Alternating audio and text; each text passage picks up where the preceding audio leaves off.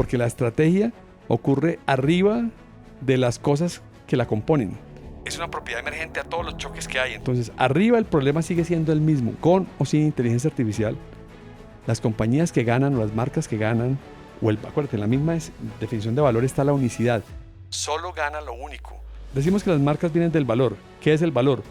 Lo que es simultáneamente muy relevante para ti y suficientemente único. Entonces, lo que no es único muere. Entonces, si a ti la tecnología no te sirve para ser único, si solo te sirve para ser mejor, no te sirve para nada. Es el famoso tema de only is better than better. Entonces, si la tecnología no vas a resolver el coco de ser único en el mercado, no te lo va a resolver la tecnología. No te lo va a resolver la inteligencia artificial y no te lo va a resolver ninguna moda, como no te lo ha resuelto en los últimos 70 años.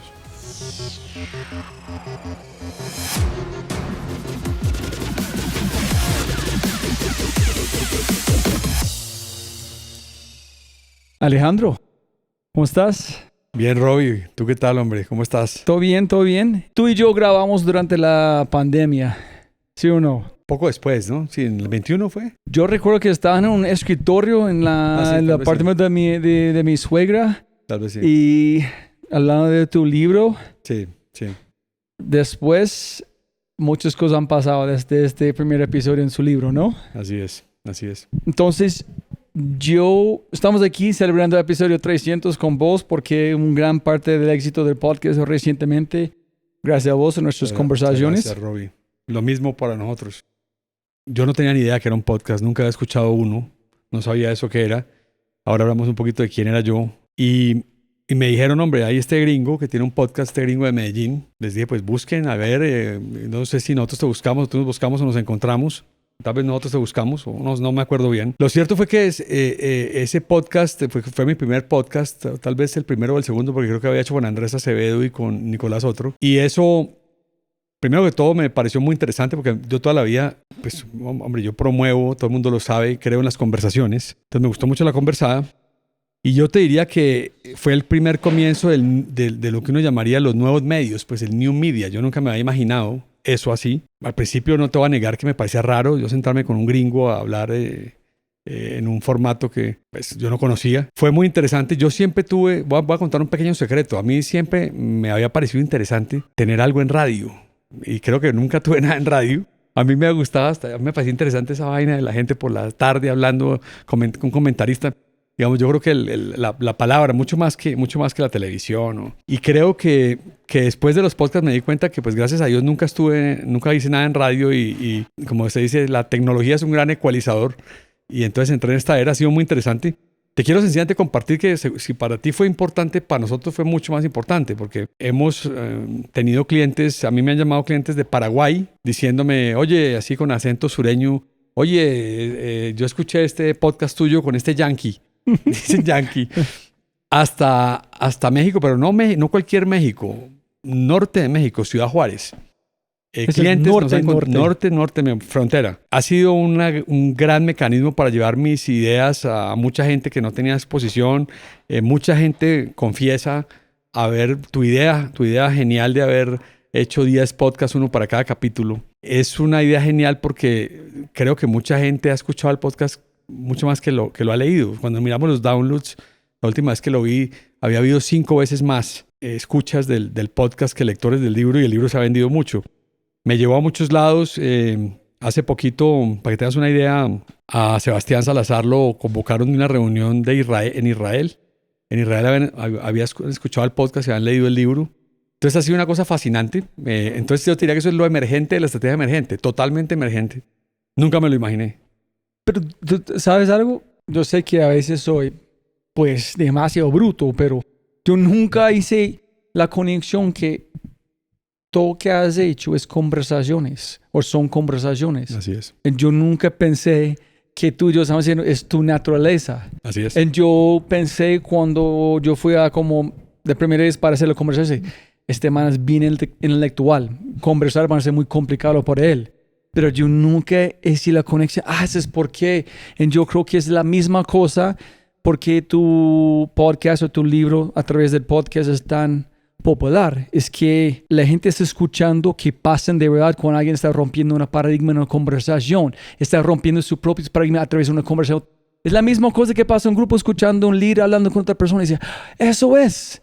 Eso es como una manifestación que has hecho solamente en otro formato. Sí, había un tipo, un famoso, creo que fue o fundador o CEO de Time, que se llama Henry Luce, periodista muy famoso, pues un media man. Y él tiene una frase que a mí me fascina, y él que dice que el medio es el mensaje. Cada medio es en sí parte del mensaje y es un mensaje distinto. Yo pienso que el libro, a mí me dicen que el libro tiene mi voz. La gente que leyó el libro me dice, me parece, la gente que trabajó mucho conmigo me decía, leyendo el libro, es un libro, pues todos sabemos que es espeso, que es un libro que hay que sentarse a leerlo, a tomar nota. Pero los que me conocían a mí me decían, no, me parece escucharlo a usted. Cuando llegó tu podcast, ya eso sí fue, digamos, total. Pero date cuenta que lo que tú dices es cierto y es una lección de estrategia. Yo siempre fui mejor conversador que escritor. Entonces, cuando vuelve a mi zona de ventaja, el esfuerzo de haber escrito el libro, pero lo llevo, digamos, a este nuevo medio, hablando en esta forma, pues eso es un hit. Y te digo, pues el libro ha sido exitoso y el podcast tuyo ha sido aún más exitoso. Y eso pues no se habría podido anticipar. Se puede explicar. Eso no fue estrategia como planeado, compensando, yo soy bueno en conversar, voy a hacer conversar. Estás hablando con el que no cree en los planes. No, eso es lo emergente, la estrategia emergente. Ahora, acuérdate, la estrategia emergente que no es planeable, sí es explicable hacia atrás. Entonces yo creo que está en el lado tuyo. Sí.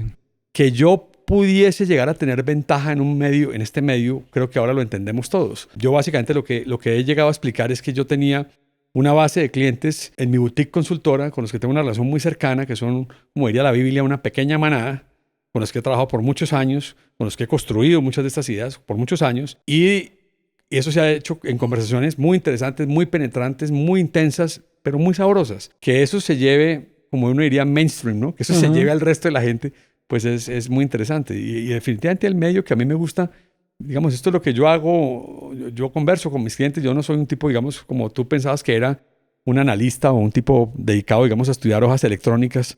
Esa no es la forma como yo trabajo. Entonces, para mí me he sentido at home. Súper. Entonces, después del libro, cuéntame, bootcamps, todas las cosas nuevas o las cosas nuevas que vos has hecho. Entonces, llamémoslo lo emergente, la estrategia emergente. Como yo he contado varias veces, las ideas del libro estaban allí hace mucho rato. El libro, pues, indudablemente lo escribí yo en un esfuerzo personal, pero fue empujado mucho por mi hijo, por Sebastián, cuando él llegó a trabajar conmigo. Yo diría que ese fue el punto de quiebre del comienzo, digamos, de una organización que hoy en día es más grande que yo y que me trasciende a mí y que está haciendo muchas cosas.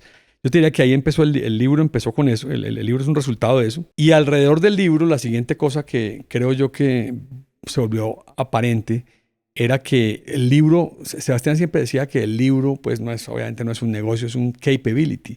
En el lenguaje nuestro de estrategia. El libro es un capability de nuestra propiedad intelectual y de nuestra forma de construir nuestra organización. Realmente uno diría de una marca. Entonces ahí empezó y ya empecé yo a ser menos conservador en explorar cosas. Por ejemplo, el bootcamp a mí, si tú me hubieras dicho a mí que yo hiciera un bootcamp de estrategia hace 15 o 20 años, te habría mandado para el carajo. ¿Pero por qué? Esa es la cosa que para mí es obvio decir no a como... Yo siempre me he visto como una estrategia corporativo, primero que todo. Te diría que hoy en día, a partir del libro, estoy cruzando. Yo había hecho algún par de fundaciones y eso, pero yo he dedicado mi vida a la estrategia corporativa, a la estrategia de negocios, digamos, profit motive, orientados a la utilidad. Te diría que hoy en día, yo sabía que la estrategia podía hacer un crossover a otras cosas. Hoy en día te diría que la estrategia emergente es una revolución en compañías, en personas, en países, en equipos de fútbol. O sea, es grandísima. Lo que se destapó allí es grandísimo. Si tú le hubieras preguntado a mi versión, como dice la gente ahora, a mi versión de hace 15 años, si tú le hubieras preguntado a Alejandro Salazar hace 15 años, hombre, yo vivía muy contento con un negocio muy interesante, muy sabroso. Yo siempre lo entendí como un negocio de retención, de trabajar con una pequeña manada de clientes muy potentes, que era evidente que habían prosperado cultivando estas ideas. Y nosotros por eso yo nunca he tenido que mandar una propuesta a nadie. A mí me llaman voz a voz y vivía muy orgulloso de eso. Entonces, que tú me dijeras que me fuera pues a un bootcamp a trabajar con gente mucho más masivo, pues me habría parecido un despropósito hace 15 años. No lo habría hecho y lo habría considerado además foco. Lo habría dicho, ese no es el negocio mío. A partir del libro, a partir de tu podcast, a partir de esta nueva, que no habría podido ocurrir sino en esta era, me di cuenta que la propiedad la intelectual, la idea general, pues tenía otros mecanismos de distribución. Y entonces me convenció Sebastián y los que estaban conmigo de que hiciéramos un bootcamp. Tú mismo lo viste, creo que tú estuviste en el primero.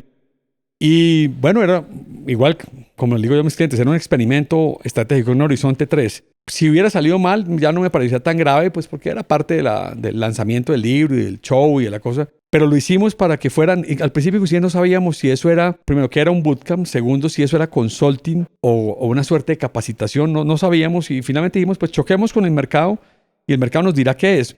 Hoy estamos convencidos de que es un formato de estrategia muy parecido al nuestro, en el sentido de que, como nosotros hemos hecho siempre, es enseñarle al cliente a pensar, dejarlo que él piense, nosotros le enseñamos a pensar y ellos piensan, en un formato paralelo, donde, como también lo hacemos digamos, en el negocio original, le devolvemos el problema, pero que definitivamente se puede hacer, se puede hacer una ecuación de valor más asequible.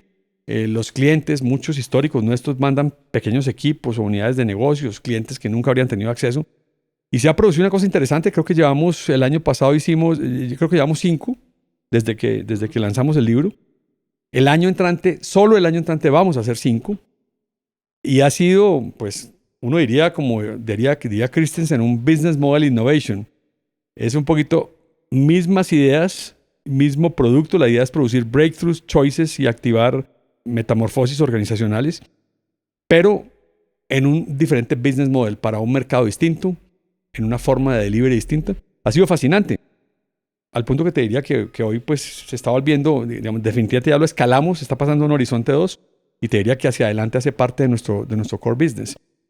También aprendí que es un negocio mucho más intensivo. Mejor dicho, yo tenía una marca, claro, una marca como la gente llamaría una marca personal. La gente decía, llamen a Alejandro. Y pues yo, te acuerdas de este grupo exclusivo de amigos, voz a voz. Yo viví muy bien por 20 años en ese modelo. Ahora, la gente que no me conoce, pues conoce la estrategia emergente, conoce los bootcamps. Y entonces el proceso digamos, de conversión de esos intereses en gente que vaya al bootcamp, pues es un proceso ya mucho más sistemático, un marketing process más sistemático. Y eso también ha sido una lección para mí. Tengo 4 preguntas aquí, posiblemente. ¿Cómo fue la conversación de hacer un bootcamp? ¿Cuál fue la razón? En si es emergente, ¿tú llegas al bootcamp esperando un resultado o solamente de aprender? ¿O estás tratando de lograr algo específico y a ver qué de verdad aprendiste? Es decir, vas con un plan, tú sabes que no van a funcionar, pero por lo menos queremos tratar de lograr esto. Sabemos que no van a pasar, pero ¿qué pasa? Ese es 1. 2, la razón de hacer todo lo que estás haciendo, ¿tú crees que tiene un punto, un pedacito existencial? Que si tú sabías quién eres, si tú sigues la forma, estoy de emergente, siguen con tu hijo, pero no la misma forma. En chao, Alejandro, pero si tú empiezas a producir material, el libro, los bootcamps, de una forma u otra, tu legado sigue en el futuro, montando en eso. ¿Tú crees que como tu vida, como tu parte existencial es parte del mercado también? ¿Tú quieres romper un paradigma de tu propia existencia o solamente es negocio? Pues mira, a ver, preguntas de calado profundo. Yo escribí el libro. Cuando uno invita al hijo de uno a un negocio de estos, uno tiene que tener mucho cuidado pues de que se construya un negocio que lo trascienda a uno, porque el hijo va a estar 50 años más que uno o 30 años más que uno. Entonces, digamos que eso es un acto de creatividad y de amor también, ¿no? Yo te digo que seguramente si Sebastián no hubiera llegado, pues seguramente yo habría terminado. Yo ya he tenido la carrera más larga de consultores de mi generación. O sea, los de la generación mía no hay ninguno hoy en día operando. ¿En serio? Totalmente. Y tú sabes que la longevidad es muy importante como un indicador de potencia. ¿Tú crees en los otros o las otras personas, tus compañeros, tuvieron un negocio similar que fue basado en conversación o fue... Entonces, pero tú crees que la conversación es parte de longevidad. Yo en eso, sí, no, claro, pero yo lo que te diría es que, a ver, yo no me quiero autoensalzar, pero quien impuso el concepto de que la estrategia era una conversación, hoy en día todo el mundo lo dice, pero quien lo impuso y lo practicó desde el principio fui yo. A los clientes a mí me buscaban y decían que queremos tener una conversación. Hoy en día pues es tan potente que pues todo el mundo estaba presentándose como proveedor de conversaciones y a mí eso, pues, digamos, no me molesta. El éxito trae ese tipo de cosas, pero lo que sí te puedo decir a la pregunta de la longevidad, los consultores, digamos, de mi generación que trabajaron, pues, como también trabajé yo en algunas de las firmas Premier que llegaron a hacer, pues muchos se retiraron rápido, pero los que llegaron a hacer carrera en consultoría, ninguno está vigente. Ninguno. O sea, el único, yo hoy en día, digamos, aparezco y compito con gente que si es de mi edad es porque trabajaron en una compañía y se retiraron y están montando algún tipo de operación consultora. Y si son gente que ha estado toda la vida en consultoría, son menores que yo. Bueno, tú sabes, la mayoría son exalumnos míos o gente que trabajó en compañías que es donde estuve yo. Bueno, yo no sé cuántas firmas, pues mira nomás la lengua. Yo cada vez que veo en LinkedIn gente que dice que está en una coalición crítica y todo. O sea, yo creo que hay una gran cantidad de consultores que siguen, y ese fue otro tema. Entonces, te diría que todo eso estaba allí. Estaba el tema de pues, que alguien tenía que escribir las ideas para que quedaran codificadas. Existencialmente quería que la idea quedara más allá de mi carrera, ¿sí? Que hubiese una firma con un potencial más allá de mi fama de consultor, buena o mala. Y todo eso estaba en la sopa para producir el libro, ese tema existencial. Lo que no quiere decir que ni tenía un plan ni me habría imaginado lo que podía venir. Nunca me imaginé, como te dije, ni el podcasting, ni los bootcamps, ni nada de eso. Eso fue consecuencia del libro. No, pero imagínate, estoy pensando como cuando, no sé, ellos hicieron como este estudio de lugares donde tiene gente que tiene una edad como 100, 99, esos lugares pequeños. Y dicen como esos 5 factores. Los Blue Zones. Sí, hay un grupo, en cada uno es como un grupo social. Sí. Estoy pensando, el poder de la conversación es que cumple en un sentido esta parte de social, de este pedacito. Tú piensas en Charlie Rose y Larry King. Ellos hicieron hasta como, ¿qué edad? David Letterman. No, posiblemente. No, definitivamente. Sí, posiblemente la conversación es una forma de extender la vida de una forma u otra. Nunca lo había pensado, ¿sabes? O sea, la idea. Alguna vez había leído que los profesionales más longevos que habían los directores de orquesta, porque era un trabajo del que derivaban tanta placer. O sea, es el viejo redescubrimiento de que ama lo que haces para que nunca tengas que trabajar. Pero decía, cuando se hizo el estudio que yo leí hace muchos años, decía que los directores de orquesta eran los tipos más longevos profesionalmente y hablaban mucho de eso. Eso que estás diciendo tú me resuena con el tema de que los talk shows, los talk show hosts, los Lettermans, que han tenido también carreras larguísimas, creo de golpe tienes razón tú en que es tan placentero la profesión. De conversar, de aprender. Que te lleva, y de golpe nunca lo ha pensado, que de golpe parte del secreto. Yo pensaba que uno siempre tiende a atribuirse cosas. Yo pensaba pues que porque yo era un tipo que me ha mantenido ajeno a modas, que me ha mantenido true to my principles, que he mantenido siempre una vida personal cuidadosa para siempre estar en buena forma. Todo eso, pero de golpe el secreto que tú dices es que la dimensión conversacional de mi trabajo lo hace tan placentero que de golpe eso es parte de la razón por la cual yo aguanté en una profesión que es famosamente quemadora de gente. Porque, digamos, la mayor cantidad de la gente que hace consultoría no hace consultoría, bueno, la abrumadora mayoría no hace más de 2 o 3 años y tú nunca conocerás pues a nadie que la haya hecho 30 años muy poquiticos. Sí, yo conocí a un montón de gente, consultores, y ninguno de ellos, creo, menos de posiblemente uno, que fue mi ex mentor, fue gente que disfrutaba en una conversación de verdad. Estaban, ¿qué puede aprender? No, esta innovación, este taller, post-its, etcétera, etcétera, PowerPoints, números, pero nunca fue un parte de la conversación. Entonces, nunca vi pensado como el poder de la...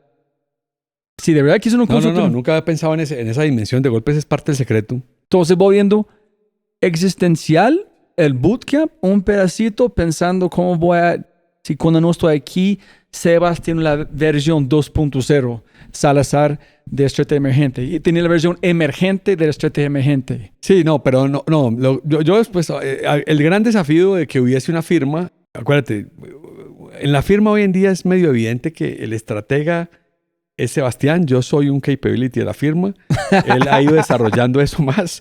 Mira, es un buen capability sí, que claro, tiene. Claro.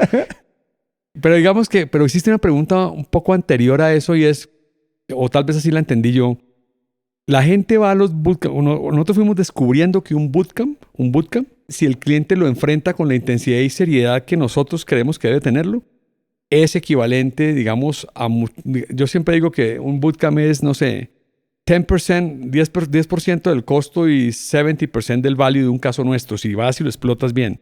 O sea, Recientemente hicimos un análisis de las compañías que han ido al bootcamp y lo que ha pasado. Y básicamente, digamos, de todas las que tenemos datos públicos, ha habido un crecimiento sólido del EBITDA. O sea, la gente fue allá no a capacitación, no a pasar rico, no a relax, no a recibir un premio corporativo, sino a tener un ejercicio intenso de estrategia por la vía emergente, que es la que nosotros construimos, que ha producido en muchas compañías transformaciones interesantes. Todos nos llaman, decimos que hicimos esta cosa, finalmente salimos de esto. O sea, acuérdate que nosotros entendemos nuestro éxito como producir breakthrough, producir choice, que provoque acción vía una mutación en la organización. Esas son las tres cosas que logra la estrategia emergente y están concatenadas. Eso te diría que mayoritariamente se ha dado. Ha habido gente que ha ido a los bootcamps, digamos, a descomprimirse, a charlar entre ellos. Y como nos enseñó Christensen, cada cual se come su cono. Hay gente que va a eso y digamos, les gusta, van a su cosa, ¿cierto? Pero te diría que mayoritariamente se ha vuelto un modelo, digamos, paralelo, high value, low cost, pero high value. En español, valor. De alto valor, modelo de alto valor, donde a la gente, acuérdate, la gente le toca poner un equipo, moverse a Llano Grande, 3 días, un equipo, ha habido equipos de 10, los mínimos equipos son de 3, concentrarse y guiados por nosotros en cómo pensar. Hay que prepararse para los bootcamps, nosotros preparamos la data, generalmente si el cliente pone de su parte con el mismo nivel que podría ser un caso normal nuestro. Entonces te diría que eso es lo que yo hoy estoy convencido, no lo sabía antes, que es nuestra disrupción a la consultoría, pero no es un negocio de capacitación. E interesantemente es una disrupción a las consultorías de nuestros competidores, no a las nuestras. Porque cuando la gente la compara con lo que hacen con muchas firmas de consultoría en proyectos de consultoría, pues es mucho más potente. Y menos plata. Sí, no, digamos comparado con el consultor normal, un bootcamp. Digamos, estoy refiriendo, nosotros con las consultoras grandes realmente no hacen estrategia y las contratan básicamente por 2 móviles. Porque tienen miedo y necesitan que alguien les firme algo, o porque les da pereza hacer cosas y se vuelve casi outsourcing. Yo te diría que entonces, en la cancha nuestra, digamos, hay una cantidad de competidores locales que puede que cobren, no sé, 2 veces lo que nosotros cobramos por un bootcamp, y ese es el caso de ellos. Y yo creo que un bootcamp es mucho más potente que la consultoría de mucha gente.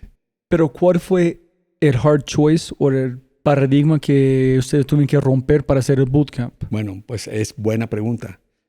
Lo primero, yo tuve que romper el paradigma de que la estrategia era, de alguna manera, la estrategia de alto nivel requería convocar al presidente ejecutivo y a su coalición crítica en una conversación muy, muy íntima, con un metabolismo más largo, muy exclusiva. Nos obligaba pues todo eso al tema de que de golpe yo pues pensaba que tenía también una característica un poquito de club, ¿no? Es decir, una cosa muy masiva. A mí por eso, digamos, la idea cuando la gente se llevaba ideas y empezaban a aparecer, me parecía un poquito, me empecé a que tenía el riesgo, ese riesgo no de democratización, pero sí de popularización y de envilecimiento. Yo, por ejemplo, registré la marca Estrategia Emergente, porque antes mucho de lo que yo hacía, la gente lo usaba y eso está bien. Acuérdate, en biología la copia es un elogio, pero cuando son copias burdas, cuando son cosas fuera de contexto, pues terminan destrozando el concepto, ¿no? Yo creo que la planeación estratégica pues es una cosa que todos los perdedores hacen planes estratégicos. Ergo, eso debe estar es como el almuerzo ejecutivo. Cuando yo estaba chiquito, el almuerzo ejecutivo era una cosa top.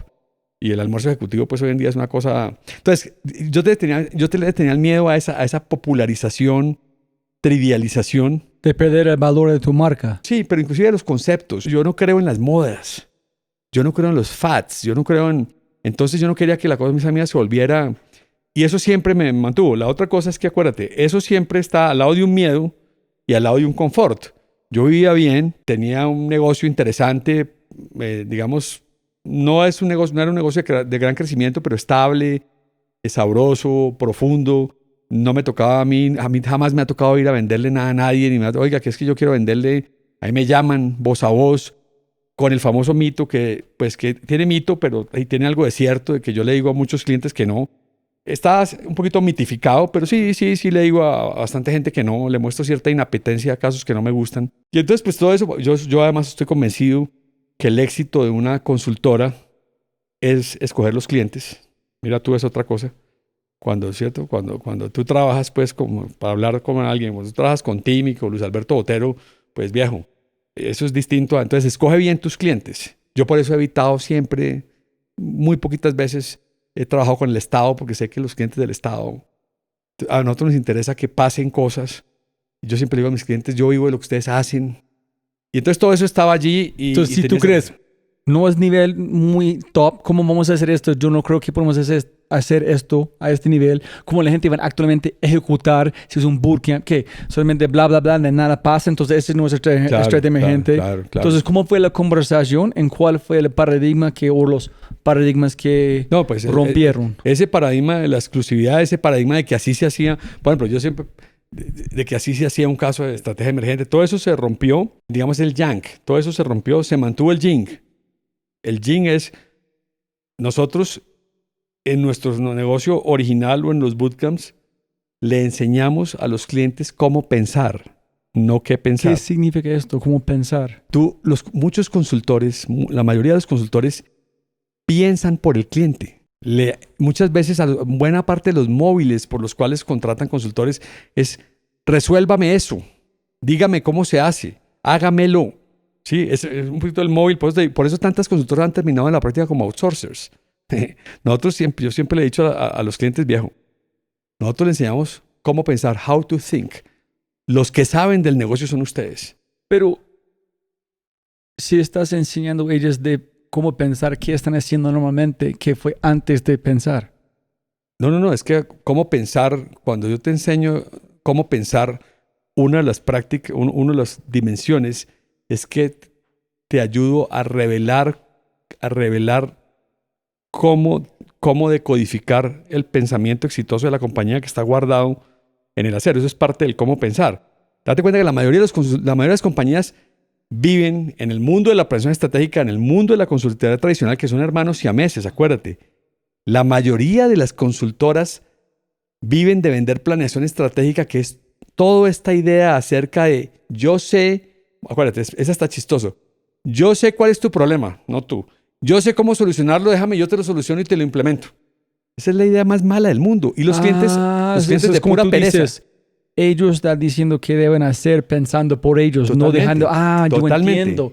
Ellos no están contratando su pensamiento de afuera. Totalmente. Y es que eso es lo que pasa y por eso es la gran crítica que le hacen a la industria. A mí, por ejemplo, no me gusta esta Mariana Mazzucato, no me gusta nada. Pero estoy de acuerdo con ella en que la industria de la consultoría ha embrutecido a mucha gente. Muchas grandes compañías terminan con unos cerebros externos que les hacen todo y al interior de la compañía empujan papel porque están muy ocupados, no sé en qué. Eso es una de las cosas más trágicas, no sé en qué están tan ocupados. Nunca he pensado tampoco en esto. Es cuando tú estás contratando un consultor o pagando una empresa grande para hacer algo, tú estás diciendo, yo no soy capaz de pensar para mí mismo hacer esto, necesito que tú pienses para mí. La mayoría de las veces. No es como contra algo que jamás puedes hacer. Con la consultoría dame un cerebro, pero mi cerebro no funciona. Yo me di cuenta, a pesar de que yo trabajaba en una firma que, digamos, a la que le tengo un gran cariño, y era una firma donde se pensaba y donde se hacían desarrollos intelectuales, y yo creo que mucho de mis ideas seguramente tienen orígenes allá. Nosotros éramos una consultora tradicional en Monitor. Y yo me acuerdo que nosotros reflexionábamos jóvenes y decíamos, bueno, pero nos contrató AT&T. Nos contrató AT&T, casos, pues, mucha plata. Estoy diciendo que eso no es un outsourcing barato. Nos contrataban, pero a veces nosotros decíamos, oiga, pero me acuerdo mucho, por ejemplo, la división latinoamericana de AT&T. El vicepresidente para Latinoamérica tenía solo consultores, tenía muy poquitos ejecutivos. Todo éramos una especie de brains for hire. Y yo creo que esa es la industria de la consultoría. Esa industria no me interesa a mí, eso es lo que le llaman. Yo por eso decidí construir un modelo y la parte de la conversación y el proceso conversacional. Acuérdate, en la mayoría de las consultoras, a ti te contratan. Hay un chiste que dice que las compañías hacen, cuando van a una gran consultora, hacen el negocio con el Finder, lo administran con el Minder y el trabajo se los hace el Grinder. Entonces, ¿cierto? Y así les pasa. El tipo que les vendió lo ven una vez, cuando les vendió y otra vez para poner el sello. Entonces, todo ese tema, eso genera un tremendo problema de accountability, de déficit de responsabilidad. Eso para mí es una enfermedad. Eso hace que, date cuenta que, y en la práctica lo que ocurre es que muchos problemas se pueden manejar así, pero no la estrategia. Entonces, en el fondo, esas firmas que eran disque famosas por estrategia, lo menos que hacen es estrategia. Hace poco yo conté en una conversación con Roger Martin, que fue pues fue un gran consultor y fue un líder de una gran consultora, que me decía, desde su perspectiva, estaba de acuerdo conmigo, en que según él la estrategia estaba moribunda, porque la estrategia, digamos, las grandes firmas ya no hacen estrategia. Ahora, acuérdense que la palabra estrategia aguanta todo, entonces todo lo llaman estrategia, pero viven vendiéndole proyectos. Entonces ahora, por ejemplo, me imagino que están dedicados a la inteligencia artificial, por decir cualquier cosa, y antes estaban dedicados al Six Sigma, y antes estaban dedicados al Mobility. Entonces, para que tú puedas decirle al cliente, mira, yo te voy a enseñar cómo pensar en esos temas, pero el que piensa eres tú, porque el que sabe eres tú, porque el que tiene la inteligencia colectiva eres tú, eso no se lo puedes entregar en 300 slides a nadie. Eso tiene que ser un proceso socrático, dialéctico de conversación, y ahí viene el secreto. Es como si fuera una actualización del software de tu cerebro para como la estrategia. Ustedes llegan, pasan por un proceso, después el sistema operativo pueden funcionar distinto, tú puedes procesar información diferente. Menos de contratar, no, este sistema no funciona, usamos otro portátil por eso. No. Sí. Tú enseñas a la gente cómo pensar y ya. Sí, exacto. Yo te diría que sí. A mí la metáfora de que están haciendo downloads me gusta menos, pero lo que sí entiendo, lo que sí creo, es que el gran enemigo de la estrategia es la inconsciencia. Y yo creo que todos esos que te acabo de describir contribuyen a la inconsciencia. Eso, más los reportes trimestrales, más las noticias, más los benchmarks, más Wall Street, más todo. Entonces yo creo que lo que sí descubrí yo sobre el tiempo es que los clientes nuestros, ellos inclusive no lo llamaban, era chistoso, algunos de ellos todavía tenían lo otro y lo siguen teniendo. Algunos de nuestros clientes más selectos, a mí me aterra, todavía contratan consultores de vestido azul para hacerles cosas de esas. Yo pensaba que eso significaba que no nos contrataban a nosotros. No, nos siguen contratando a nosotros porque el tema de la estrategia verdadera la hacen con nosotros. Y creo que lo que contratan, acuérdate el famoso, como te gusta a ti en tu generación, el job to be done. El job to be done es ayúdeme a mantener consciente, ayúdeme a mantener mindful, ayúdeme a mantener mi inteligencia colectiva despierta. Y yo creo que, acuérdate, cuando tú rompes un paradigma, es un poquito como despiertas. Entonces, yo creo que eso es lo que ellos contratan con nosotros. Es hasta chistoso porque yo a veces pienso y digo, pero estos locos trabajan con nosotros y de todas maneras acaban de contratar a McKinsey para que les busque una adquisición en otro país. En el cerebro de ellos no hay conflicto. Yo he aprendido que la estrategia como nosotros la definimos en la mente de los clientes no compite con otra cantidad de cosas que se llaman estrategia que nosotros sabemos que no son. Es interesantísimo. Y no vale la pena tener la conversación. Es que total. Tú estás, pero los seres humanos nunca hacemos cosas que son normales ni tienen razón nunca. Sí, en la cabeza ellos es chistoso. Yo me he hecho paradigma. Yo pensaba que nosotros éramos alternativas competitivas. Hoy creo que no aparecemos, nosotros no nos encontramos. ¿Cómo justifican pagando por los dos? Por eso, porque creo que en últimas es el famoso teorema de Christensen. Tú ves, acuérdate lo que contaba Christensen, tú compras el helado y es un helado, pero son dos jobs. Entonces yo creo que el job... ¿Cómo así? Christensen tenía un ejemplo clásico de cómo la innovación, ¿cierto? Tenía que ver con el job to be done, Sí, que les gusta a ustedes y a todos los de la era de los startups. Y entonces él decía que había una heladería que tenía un helado, que vendía un helado, que era el mismo helado, pero que había un tipo de cliente que se comía el helado para distraer un almuerzo en una manejada que hacía, y otro que era un tipo de cliente que se iba con el hijo a comer helado. Y era el mismo helado, pero eran dos problemas distintos. Yo creo que pasa lo mismo. O sea, uno dice, bueno, estas ideas se llaman estrategia. Yo creo que los clientes, mejor dicho, te lo voy a poner peor. Todo el mundo es consultor en estrategia, nosotros y todos los demás. El problema no es ni siquiera el concepto, porque la estrategia emergente es distinta y, ¿cierto? Yo no he hecho sino promover y mostrar la diferencia. Pero suponte que el mundo tiene consultores en estrategia y todos parecen iguales. Hay unos más baratos y unos más caros. Y hay unos más sexys y hay unos gringos y hay 4 que son de una élite. Ujú. Y eso va cayendo en degradé hasta que terminan siendo consultores, ¿cierto? Hasta que terminan teniendo en la parte de abajo, que hay un chiste que dicen que la consultoría es digamos, el trabajo temporal de todos los que están entre jobs o tratando de, ¿sí me entiendes? Ese tipo de cosas, ¿sí? El rebusque se llama en Colombia eso. He escuchado el chiste de que la consultoría es el rebusque del estrato 6, por decir cualquier cosa. Todos son consultores en estrategia y todos se llaman consultores en estrategia. Entonces la pregunta grande es, oye, ¿cómo así que una compañía tiene dos consultores en estrategia? ¿Cómo así que una compañía tiene a Breakthrough y de golpe a McKinsey o a Breakthrough? ¿Cierto? Eso es lo raro para el de Breakthrough, para mí. Porque yo creo que la compañía, a ver, si es chistoso, la compañía no lo ve así, ¿cierto? Vuelvo al tema de Kristen, la compañía se está comiendo otro helado.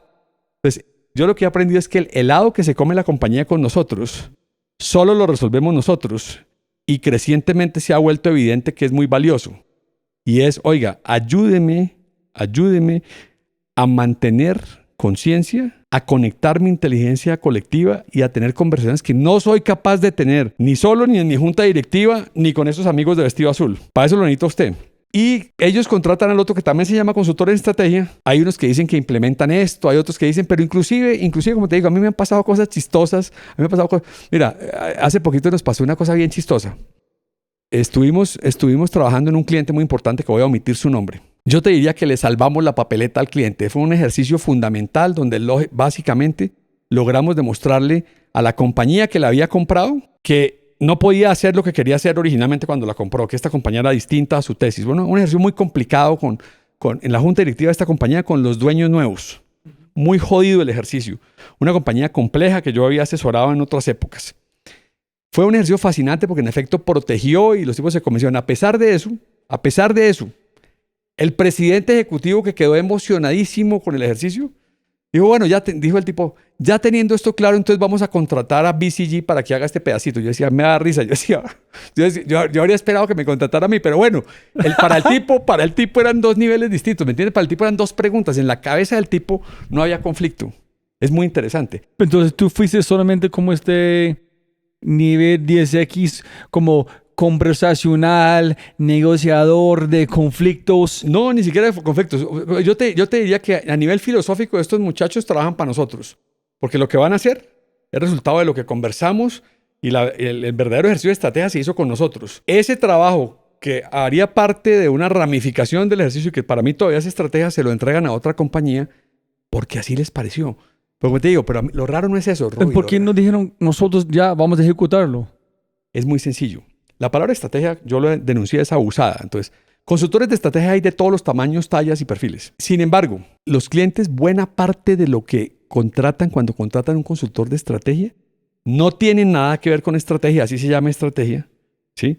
No tiene nada que ver con estrategia y se parece más a, oiga, no tengo ni idea de resolver eso y me da mamera, o tengo miedo, yo sé qué hay que hacer, pero fírmelo. Ese es el 80% del móvil de la industria de la consultoría.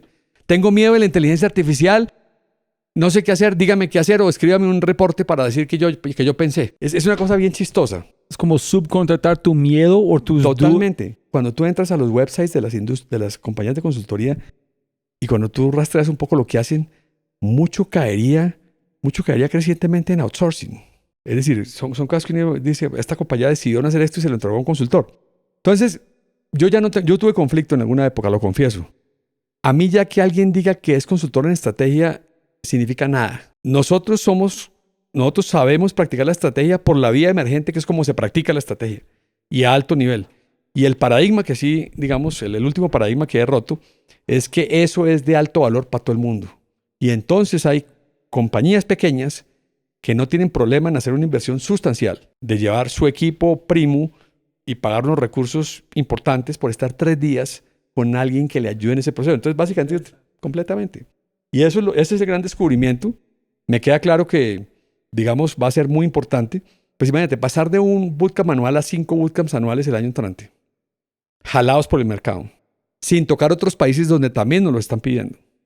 Ese fue el aprendizaje del mercado. Tremendo, tremendo. Y acuérdate, es lo bonito. Y a ver, es un aprendizaje para mí como para todo el mundo duro, pero completamente en línea con mi teoría. El choque con el mercado te irá diciendo por dónde jala la cometa. Y por ahí se fue. ¿En qué diferentes bootcamps ustedes tienen? Pues mira, tenemos el general, que es Emergente. llevar, ¿cierto? El que tú fuiste, es el que es llevar una compañía de cualquier tamaño o una unidad de negocios a la, ¿cierto? A resolver las famosas 5 preguntas de la estrategia emergente. ¿Quién soy o quién no? Y todo eso tiene choice. ¿Dónde juego y dónde no juego? ¿Cómo gano y cómo evito jugar juegos que no gane? ¿Dónde construyo mi ventaja y en qué dirección crezco? Pues esas son las 5 preguntas de cualquier caso de estrategia. Este año lanzamos uno que es una idea muy interesante, y es que las marcas son entidades muy interesantes porque tienen todo que ver con la estrategia emergente y sin embargo así no las entiende la gente. Te pongo un ejemplo. Uno no crea marcas, el mercado escala marcas, empezando por ahí. Cuando tú te inventas una marca, eso es un label, no una marca. El mercado es el que hace el branding, el mercado es el que empieza a marcar el valor. Entonces, cuando empezamos a darnos cuenta, yo siempre tuve esos insights. Encontramos también que las marcas, bueno, en otra dimensión de la estrategia emergente, las marcas tienden a coincidir con lo que nosotros llamamos negocios estratégicamente distintos. Cada marca es un negocio distinto a otra marca. Las compañías tienen varias marcas, en última lo que tienen son varios negocios. Y no necesariamente están organizadas bien, a pesar de que hay brand managers y toda la cosa.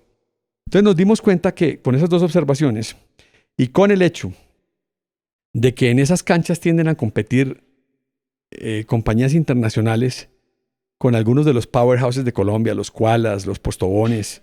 Era un sitio muy bonito porque en Colombia es un país lleno de marcas construidas localmente que compiten exitosamente con las internacionales, más que en otros países de América Latina.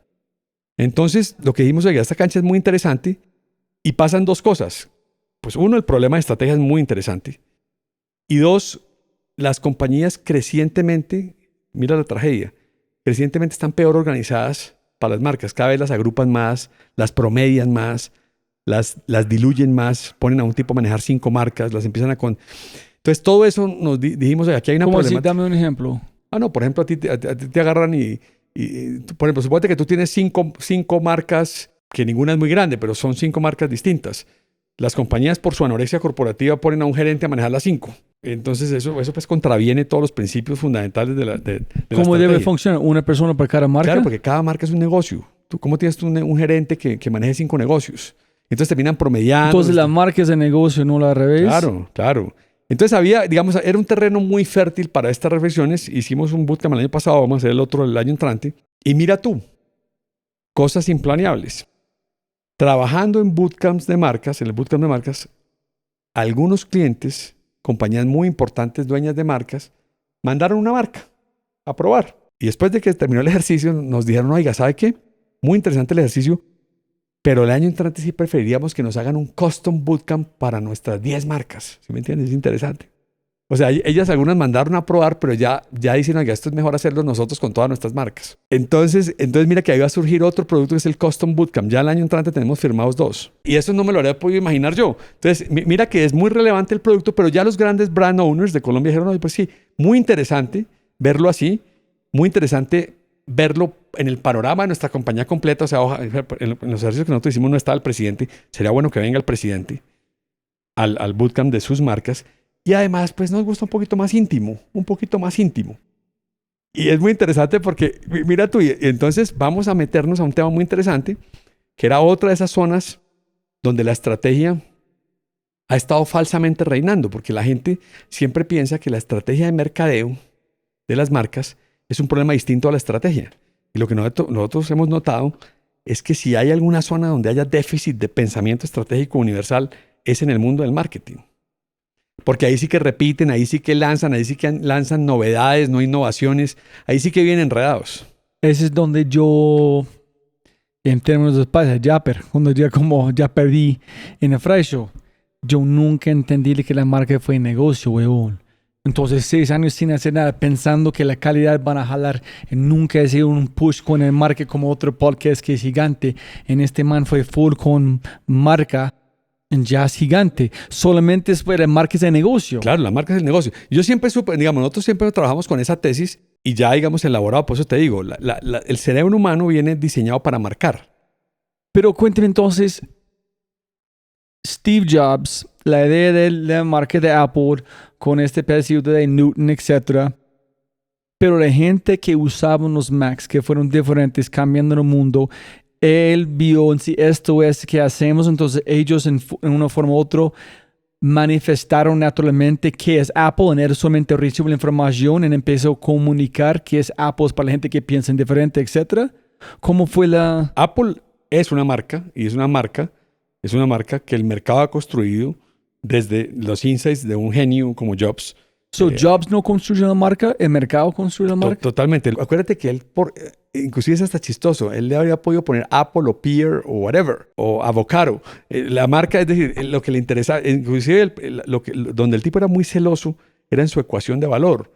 El tipo quería una cosa potentísima. El tipo quería que cierto, nunca quiso todo el mercado, siempre quiso un grupo del mercado. Cuando relanzó la compañía, que es lo que tú estás describiendo, cuando el tipo vuelve a la compañía y vuelven al Think Different. Acuérdate, Regis McKenna fue uno de los early investors de Apple y él se inventó el loguito de la manzana. Yo no estoy diciendo que la comunicación no sea importante y Apple tuvo virtuosos en todo, pero Apple realmente inclusive es un one brand company. Apple, ¿cierto? Porque hay unas compañías multibrand, uno podría decir que el iPad y que el MacBook y que el iPad. Pero ¿cómo dices que él no construye la marca, pero fue el mercado que construye la marca? No, es decir, él construyó el valor, acuérdate, él construyó una cosa valiosísima y el mercado la marcó. O sea, lo que él, la exigencia de él con el diseño, con la belleza, con la perfección, eso fue lo que él le llevó al mercado. Y entonces el mercado marcó eso, pues eso tenía un label, imagínatelo así, eso tenía un label que se llamaba Apple. Y el mercado vio tanto valor en eso que entonces Apple se volvió una cosa icónica. Pero lo que tienes que entender es que es primero. Él no pensó con una gran cantidad de publicistas en vamos a cambiar el mundo con... Él primero, antes que cualquier cosa, pensó en productos superiores, entonces, una experiencia superior. Mira, tú hoy me explicaste, cuando nos reunimos para este podcast, me dijiste, mira el verdadero, y tú que trabajaste en una tienda de Apple, mira el verdadero diseño del iPhone original, que es que quepa en la mano como el hacha de mano del hombre primitivo. Entonces, el celo de él con el diseño superior, con la experiencia superior, con el lot of value, fue lo que atrajo a una base y se habría podido llamar Apple, Avocado, Robbie o Alejandro, y sería un iconic brand. Lo que quiero decir es que el brand es resultado del valor y no al revés. El branding es algo que el cerebro humano individual y colectivamente hace con lo valioso. Y date cuenta que los brands existen inclusive cuando están prohibidos. En la época del comunismo soviético, cuando no se podían usar marcas, brands, la gente siempre decía, ok, mándeme esos blue jeans, pero de la planta de Ucrania, no de la planta de otro lado. O sea, el hábito, el instinto humano de marcar es natural. Entonces, las marcas son muy importantes para dejárselas a los publicistas porque realmente las marcas son todas emergentes. Entonces, la única cosa que hacen branding o mercadeo es transmitir el valor que el mercado dijeron que existe. Y lo que pasa es que hay el accidente de que el logo de Apple, que lo diseñó Regis McKenna, que era investor de Apple, pues uno de los mejores comunicadores del mundo, y que a Steve Jobs le fascinaba como parte del branding su propia persona y su busito negro y la cosa, pues todo eso era parte de la leyenda, pero no quita el hecho fundamental de que el origen de toda marca es el valor y por eso cuando tú lanzas marcas primero que valor, te engañas. En Disney, con el ratoncito, él no fue marca primera. Disney se enfocó en un tipo de producto súper valioso que la gente asoció a Disney. Y además tiene pues toda una iconografía cada uno de ellos, el ratoncito. Pero inclusive hace poco salió un libro de Disney sobre cómo fue emergente el éxito de Disney. Cómo el tipo estuvo jodido y quebrado hasta que descubrió una cosa, cómo caminó el camino menos recorrido. Pero el principio fundamental es, y el error que queremos notar, es que hay gente que dice yo lancé una marca. No, usted nunca lanzó una marca. Usted lanzó una ecuación de valor al mercado. Si es altamente valiosa, va a terminar branded. Así se llame feo. Por eso es que hay marcas feas. Hay unas marcas que uno dice, ¿cómo se le ocurrió a este tipo? ¿Sí? ¿Cómo se le ocurrió a este tipo poner? ¿Sí? El restaurante mejor de carne de Bucaramanga se llama Mercagán. No se me ocurre un nombre peor. Pero es la marca más reconocida. Entonces, lo que te quiero decir es que primero es el valor y después la marca. Brands come from value. ¿Has visto entonces, no sé, ese puede ser un poquito emergente la conversación, por un segue, la branding nuevo de Jaguar? Sí vi el debate, malísimo. ¿Qué están haciendo ellos? ¿Dónde equivocaron? Estás notando la última cosa. Todas esas remozadas de marca y todas esas cosas. Yo creo que todo ese fuzz que hay alrededor es parte de la gran ignorancia de que uno no puede crear marcas. Uno solo puede crear valor que gets branded. Por eso yo digo en mi libro, eso no es nuevo en la teoría nuestra, que todos los negocios ganadores terminan con marca. Así no hayan tenido gerente de marca ni publicista. Dime un negocio ganador que no termine con marca. Pues, es decir, tú tienes una marca, yo tengo una marca, yo no tengo gerente de publicidad o gerente de comunicaciones. Pero cuénteme esto.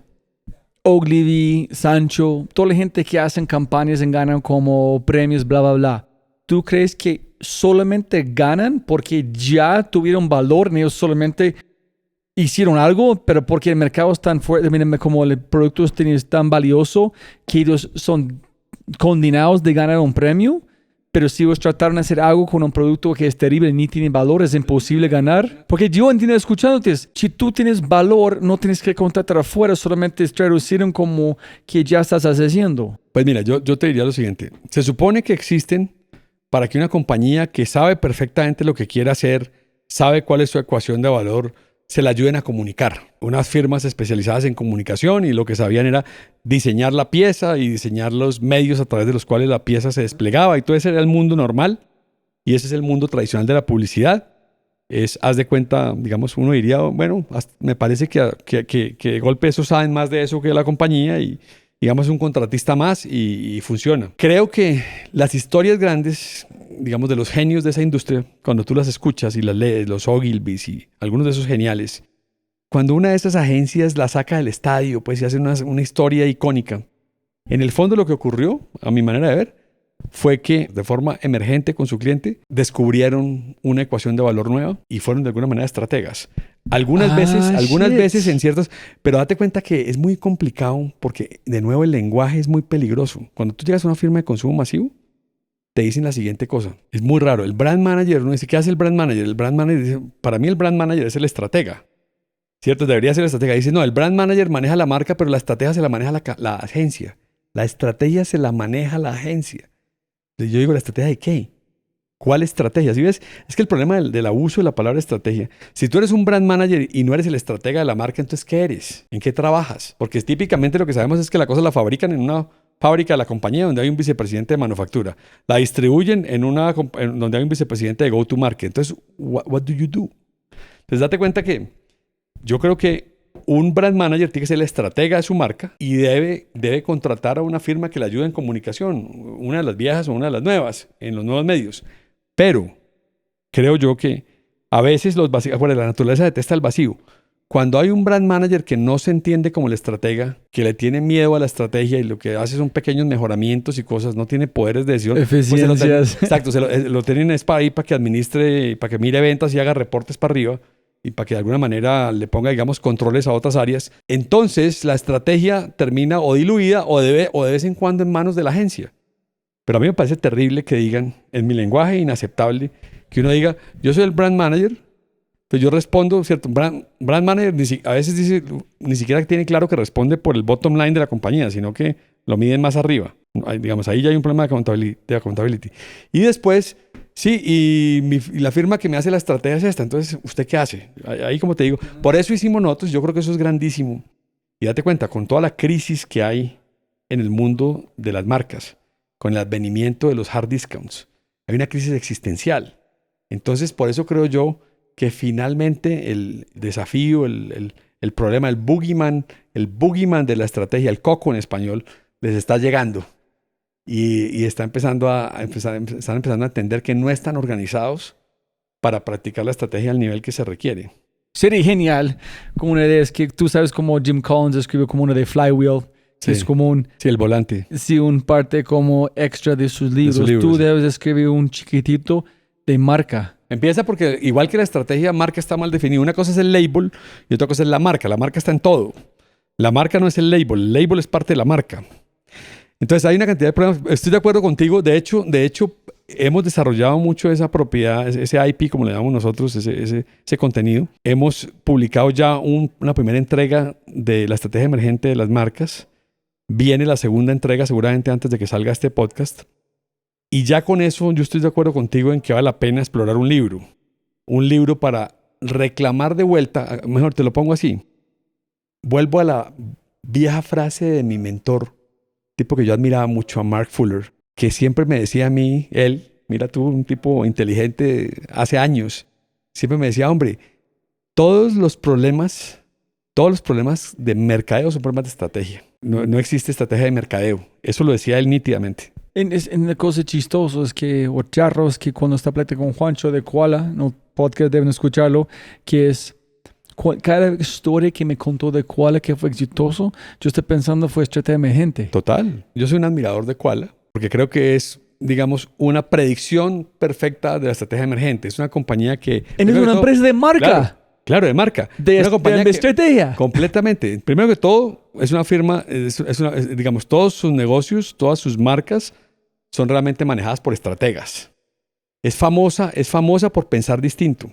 Es famosa por favorecer la observación del mercado más que la investigación a base de cuestionarios. Observan. Muchas historias. Ya me han contado la historia de cómo llegaron al Vive 100.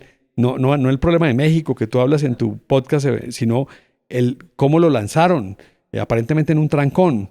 Creo que estaba The Rhodes y otros, y dijeron, mire lo que esta gente está vendiendo acá, y usted, observan. Acuérdate, no investigues el mercado ni le preguntes, obsérvalo. Son famosamente contrarian en la forma como, por ejemplo, muchos de sus mensajes y su copy lo hacen ellos.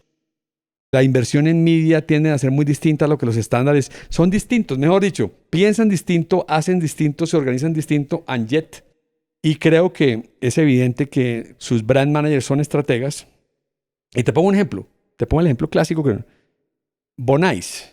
Es decir, Bonais es una marca, tal vez la marca más exitosa de productos congelados de Colombia, pues de helados. La compañía más grande de helados de Colombia no tiene congeladores. Es resultado de una ecuación de valor potentísima, ¿cierto? Y es, oye, un boli en una esquina que te lo encuentras disponible a un precio muy asequible. Eso es potentísimo.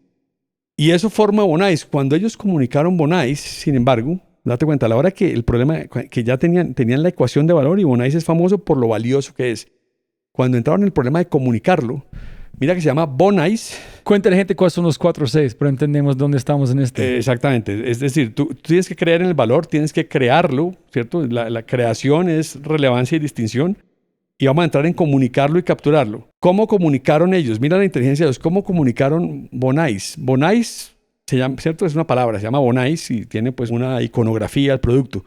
Pero mira que lo asociaron a un pingüino, que era una forma muy barata de significar helado. Ajá. Porque si ellos hubieran dicho helados Bonais, habrían entrado hoy en Vietnam, de los helados de todo el mundo. Entonces es una cosa que no se sabe que es un helado, pero todo el mundo sabe que es un helado porque es un pingüino. Entonces mira que lo comunicaron inteligentemente, un altísimo valor muy bien comunicado. El resultado de eso debe ser un tremendo brand, y es un tremendo brand. Entonces, un brand manager o una persona básicamente es solamente la parte de C, comunicador de valor. Ese es que hace una persona. Ellos ya crearon el valor, construyeron el valor, ya tienen que comunicarlo. No, yo voy atrás. El brand manager de una compañía tiene que manejar todas las Cs, responder por todas. Puede subcontratar a alguien que le ayude a comunicarlo, pero no volver al que o sea, lo que pasa realmente en el mundo es que al que lo subcontratan para comunicarlo lo vuelven el estratega de todo. Le delegan. Se vuelve un problema de subresponsabilidad del brand manager, y hacen sobreresponsable a la agencia. Y como a la agencia le gusta ver si como cobran duro, entonces yo me imagino que si yo fuera agencia yo viviría feliz. Este tipo realmente, yo le hago la estrategia, digamos, no se la puedo hacer, pero se la hago. Y él está feliz con eso porque él está haciendo otras cosas o feeling good. Hay un problema fundamental de diseño. El estratega de marca de una compañía debe responder por las 4 Cs al interior de esa compañía. Y puede delegar que le ayuden en comunicación esto y que le ayuden, puede ser inclusive que contrate a un asesor de pricing que le ayude, pero que maneje todo junto. Yo siento que lo que ha pasado en el mundo, y te usan ese verbatim, te dicen, listo, ya tengo mi producto, entonces necesito a mi estratega. ¿Cómo así? Pues es una cosa chistosa. Yo pienso que con la crisis, que tú dices, como la gente no sabe qué hacen. No saben. Entonces, ¿qué haces? Y viven felices, y además como las compañías con la presión de la eficiencia son cada vez más anoréxicas, exacerban ese problema porque le dicen a ese brand manager, maneje 4 marcas, entonces ahí sí no maneja ninguna. maneje 4, que es que coja las 4 y promedielas. Es como entregar como a alguien 4 empresas diferentes, Total, en ser como haz de armar cuenta, la estrategia de los 4 mismos. Rompe los principios de que en estrategia el mayor pecado es el promediaje. Entonces, como de Mir Cortés. Completamente. Yo te aseguro, no conozco los datos, pero estoy casi seguro. Entonces no está jugando de ganar. Nada, no, juegan a defenderse. Es como un técnico de 4 equipos de fútbol. Exacto, que es la otra que es el último problema, es que la mayoría de las marcas, en el actual contexto del desafío de los hard discounts y de la presión, digamos, de la competencia total, no juegan a ganar sino a defenderse. Y tú sabes que defenderse no es ganar, como nos lo ha enseñado la Selección Colombia de fútbol muchas veces. Sí, tienes que escribir por lo menos un artículo grande sobre eso, como sí. Nunca pensar ese, ya entiendo por qué es tan obvio, porque yo nunca hice la conexión. ¿Por qué están metiendo marca en brand? Es muy raro. Y viste que también hay otra cantidad de temas para hablar, que los hablaremos en otro podcast, que están en crisis. Viste la crisis de Nike. La crisis de Nike es otra crisis del marketing model. ¿Qué se pasó con Nike? Pues parte de su caída grandísima ha sido porque la compañía, asesorada por una famosa consultora, decidió digitalizar su mercadeo y perder en buena parte sus procesos de mercadeo y digitalizar, digamos, de alguna manera, tratar de vender online más allá del límite de la ventaja. Y lo que ocurrió es que la compañía se vino abajo y están descubriendo que abandonó en muchos esfuerzos, digamos, a su ecosistema real del brand y que en última se disparó en el pie en el brand. Entonces, hay muchas cosas que se están haciendo en la era actual que hacen más grave el problema. Ascenso de hard discounts, sobre digitalización de los canales digitales de las compañías, tanto para comunicar el valor como para vender mismo, tanto en marketing como en sales. Acuérdate, las marcas que se venden en D1, con muy pocas excepciones, son irrelevantes. La marca es D1. Entonces, hay un nuevo modelo donde el retailer es la marca. En el modelo tradicional, ¿cierto? Tú tenías, la marca competía en la góndola del retailer con otras marcas. Hoy en día hay un modelo donde la marca es el retailer. Tú dices, yo compré aceite de D1. Tú no dices, yo compré aceite gota de oro en D1, sino el aceite de D1, la harina de D1, ¿sí me entiendes? Entonces, hay un enorme desafío existencial a las marcas en el mundo. Por otro lado, el problema de comunicar eficientemente, acuérdate, lo que uno tiene que hacer en branding es comunicar eficientemente el valor. Ahí hay una gran cantidad de tecnologías de información. La inteligencia artificial te va a permitir ser mucho más preciso, pero ten cuidado con eso. Mira que buena parte de las marcas han entrado en problemas porque han sobredigitalizado sus canales de comunicación, están sobreinvirtiendo en el canal digital y subinvirtiendo en el canal histórico. Entonces, tenle cuidado a la tecnología como el salvador de esas cosas. Yo en general pienso, para resumir, que la tecnología, acuérdate, la estrategia es más importante que la tecnología, porque la tecnología te sirve para ecualizar, pero solo la estrategia te sirve para ganar. Es decir, lo que tú escojas hacer o no con una particular tecnología, coherente o no con lo que tú haces, es lo que te hace ganador. Entonces, yo creo que la inteligencia artificial va, como todas las grandes tecnologías, a producir convergencia competitiva. Sí. A producir convergencia competitiva, trampas de volumen, y finalmente van a ganar los proveedores de tecnología y no los que la usan. Ese creo yo que es como los Sánchez Logrevis. ¿Cómo va a pasar? Va a pasar y va a pasar en grande seguramente. Porque solamente es una extensión del mismo problema de mercadeo antes. Totalmente. Solamente cambiando un Ogilvy en Sancho por una empresa de IA o la misma empresa usando IA. Exactamente. Es lo mismo que pasa. Ninguna compañía ganó un partido porque adoptó SAP. Ninguna compañía, ¿sí me entiendes? Todos lo adoptan. Es decir, hace poquito me decía Sebastián que lo invitaron a una reunión donde le tocó hablar después del de inteligencia artificial. El de inteligencia artificial les dijo, pues para variar, yo habría hecho lo mismo, que inteligencia artificial o morir, y que era el momento de la vida, de la creación, y después de que él terminó, Sebastián les dijo, hombre, yo les voy a decir una cosa distinta. Como esta reunión en este momento están ocurriendo 10.000 en el mundo, les están diciendo lo mismo. Todo el mundo va a hacer lo mismo, va a comprar el mismo software y va a tener la misma nube. Entonces, ten cuidado, acuérdate, a nivel alto, acuérdate, la estrategia ocurre a nivel, por eso es emergente, porque la estrategia ocurre arriba de las cosas que la componen. Es una propiedad emergente a todos los choques que hay. Entonces, arriba el problema sigue siendo el mismo. Con o sin inteligencia artificial, las compañías que ganan o las marcas que ganan, acuérdate, en la misma definición de valor está la unicidad. Solo gana lo único. Acuérdate, ¿qué es decimos que las marcas vienen del valor. ¿Qué es el valor? Lo que es simultáneamente muy relevante para ti y suficientemente único. Entonces, lo que no es único muere. Entonces, si a ti la tecnología no te sirve para ser único, si solo te sirve para ser mejor, no te sirve para nada. Es el famoso tema de only is better than better. Entonces, si la tecnología no vas a resolver el problema, el coco, ¿cierto? El boogeyman de ser único en el mercado, no te lo va a resolver la tecnología. No te lo va a resolver la inteligencia artificial y no te lo va a resolver ninguna moda, como no te lo ha resuelto en los últimos 70 años. Cuéntame esto entonces, ¿qué opinas de Coca-Cola? Que yo veo es que, pues, ellos están tratando de convertir una empresa digital. Pero Coca-Cola tú piensas en Santa Claus en tomar Coca-Cola. No piensas digital. La gente que han trabajado allá 30 años, 20 años, piensan así. ¿Cómo sería tu forma de ver, solucionar el problema de convertir la marca? ¿O qué harías si tú...? Pues mira, Coca-Cola pues es la prueba, ¿cierto? Como es Apple y Coca-Cola es un tremendo brand. Tiene muchas presiones, como todas las compañías, a digitalizarse o morir. Ajá. Sí, y hacer una cantidad. Y ¿Pero seguramente... qué significa? No, yo, para una yo te digo empresa cosa. así. Yo, por ejemplo, estoy seguro que si Coca-Cola, no tengo evidencia que lo esté haciendo, tú dices, digamos que hay sobreinversiones, pero si Coca-Cola se vuelve extraordinariamente digital en su comunicación, a mi manera de ver, se erosiona. Porque parte del secreto de Coca-Cola es precisamente su presencia física, su presencia en el mundo. Entonces, por ejemplo, tiene el riesgo, como le pasó a Nike, de sobredigitalizar su comunicación. Y es un riesgo. En Coca-Cola, pues no pueden, digamos, en Coca-Cola tiene un problema muy fundamental, más grande que el de cualquier otra de go-to-market, en el que son potentísimos. Entender, por ejemplo, en cambio, usar capacidades digitales para entender realmente qué venden, a qué horas, en dónde. Eso les puede ayudar mucho. Es decir, el día que tú tengas una nevera inteligente, que ellos sepan exactamente qué envases y qué presentaciones, a qué hora les va a ayudar sobre cómo el mercado, digamos, los prefiere.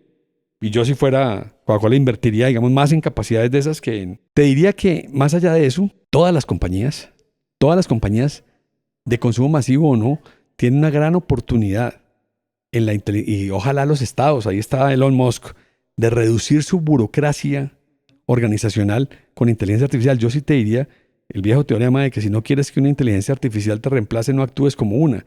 Yo me pregunto cuánta gente trabaja en esas compañías empujando papeles entre ellos y para afuera y para adentro. Eso yo creo que va a ser el verdadero, de la productividad que no tiene nada que ver con la competitividad, o sea, no son lo mismo. Puede resolverte a ti, por ejemplo, over time todos vamos a ser más productivos como resultado de la inteligencia artificial, lo que no quiere decir que vayamos a ser más ganadores como compañía, ¿me entiendes? La sociedad. Es igual con un ser humano. ¿Cuál es tu valor? Si tú no eres valioso, indiferente, huevón, ya, es el mismo cosa. ¿Cuál es tu estrategia? Tú eres una marca. Bueno, eso sí que es eso sí que es emergente a partir del libro. No, a partir del libro y de tu podcast. Yo siempre sospechaba, pero me daba recelo reconocer que la estrategia era la disciplina fundamental de la vida más allá de las compañías.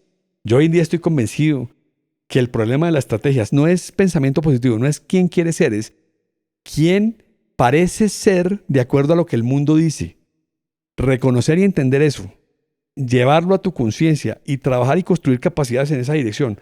El estratega de tu propia vida es el problema de la vida de todo el mundo. Ahora sí, yo te digo, toda esta generación ansiosa que tenemos, esta gente sobreeducada, todo el problema que tienen grande es ese. Yo, por ejemplo, creo que el problema de identidad, saber quién eres tú, de una organización saber quién es ella, de un país saber dónde cabe, que está en el centro de la estrategia, cada vez es más evidente que es la bestia negra del... ¿Tú crees que también pensando en identidad y marca en valor, no sé si es como lejos, pero si yo estoy consumiendo constantemente redes sociales, yo no estoy conversando, estoy comparando, pensando, consumiendo información, no estoy teniendo conversaciones. No estoy rompiendo paradigmas de yo estoy dejando el mercado decir quién soy yo. Y yo creo que no tengo menos valor. No puedo comunicar a quién soy yo. Entonces tengo ansiedad de qué hago, quién soy, porque yo no tengo conversaciones. Entonces literalmente las conversaciones con personas de verdad, con un psicólogo o con cualquier persona, yo entiendo dónde está mi valor. Y yo puedo comunicarlo. En que yo puedo comunicarlo, yo puedo encontrar una pareja para reproducir. Pero si yo no tengo valor, no voy a tener sexo porque nadie quiere, porque no lo puede transmitirme valor. Y está ocurriendo ya. Sí, yo sé, hay un gran problema. En generaciones y en países, ¿no? Hay mucho menos sexo. Yo no sé. Increíble. Es decir, si esta generación es mucho menos activa sexualmente y una cantidad de jóvenes viven en un cuarto. Imagínate, con Tinder hay menos, huevón. a ver, acuérdate, la tecnología es neutral. La tecnología no es buena ni mala. Las redes sociales tienen pues la posibilidad de que este podcast lo vean 1 millón de personas. Eso era imposible en la época de los medios masivos, ¿cierto? No teníamos tú y yo recursos para eso. Entonces la tecnología ecualiza, permite hacer cosas fascinantes y la tecnología puede idiotizar también. No sé si leíste el libro, estoy completamente de acuerdo con el libro de Jonathan Haidt de La Generación Ansiosa. Muy bueno. Debes leerlo. Si tienes hijos, libro, ya. Gran libro, sí. Yo hubiera querido haber leído ese libro, digamos, antes. Y claro, eso lleva al mundo de la convergencia, la aspiración.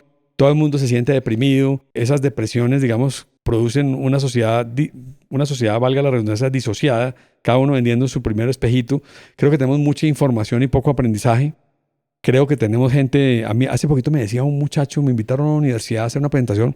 Me pusieron un muchacho ahí a acompañarme y estuvimos hablando bastante y hablamos de este tema y me dice, ¿sabe qué es lo común a todos nosotros, los de esta edad? Nuestro desinterés general. No estamos interesados en nada. Es increíble. Tienes tanto exceso de cosas que no tienes ningún interés y entonces se pierde una virtud y por eso se va a volver el specialty de la época.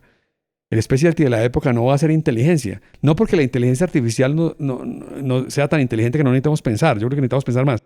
Pero la virtud de la época es la intensidad. La gente, lo que yo siento con esta generación es que no son suficientemente intensos.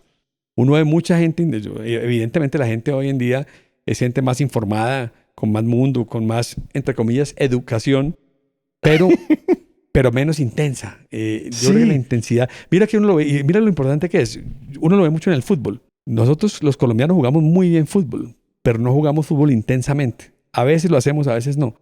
Los partidos, ¿cierto? Los partidos los gana el mejor equipo, pero las copas los ganan los equipos intensos. Entonces, las compañías enfocadas e intensas. Yo siempre he dicho que la estrategia como disciplina y el éxito, alguna vez lo hablamos tú y yo en un mini podcast, el éxito, un poquito, esa idea que yo se la saqueo, pues, o la desarrollé desde un insight de Tony Robbins. Cuando tú tienes máxima intensidad en pocos focos, tú no puedes tener máxima intensidad en muchos focos. Entonces, el foco y la intensidad son precursores del éxito. Uno tiene que ser terriblemente enfocado, pero pues obviamente no enfocado para dormirse en el foco, sino para poder ser brutalmente intenso en ese foco. Esta es otra cosa que dice el chico Hormozi. Dijo, la gente ve en este escenario como de Rocky, no de tan, taratán, taratán, taratán. Como dijo... Sí, lo que tocó hacer para llegar allá. Él dijo, demora 1 minuto en 30 segundos o 2 minutos. En la vida real demora 5 o 6 años. La gente no tiene la intensidad para llevar 6 años. Hace poquito Steve Wozniak posteó una cosa muy interesante y decía, hombre, la gente mira el milagro y el primer PC que hicimos y cuando llegaban los primeros capitalistas de riesgo y surgió Apple y bueno, y el resto es historia.